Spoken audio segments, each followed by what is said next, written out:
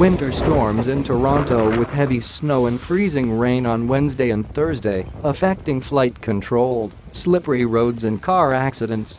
Environment Canada said that between 11 a.m. and 8 p.m., 10 people fell in the surrounding area at Toronto Pearson Airport, encountering snow. During the same time period, the Federal Weather Agency said there were 15 people in Brampton, 16 people in Oakville and 15 people in Whitby. According to the forecast, 15 to 20 people will fall in the Greater Toronto area. An additional 2 to 4 centimeters could fall in the GTA between 8 p.m. and early Thursday, according to the Federal Weather Agency.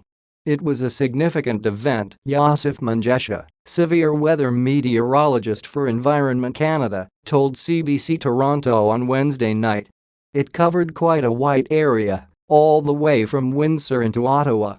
The Federal Weather Agency said the snow is expected to taper off to flurries by this morning.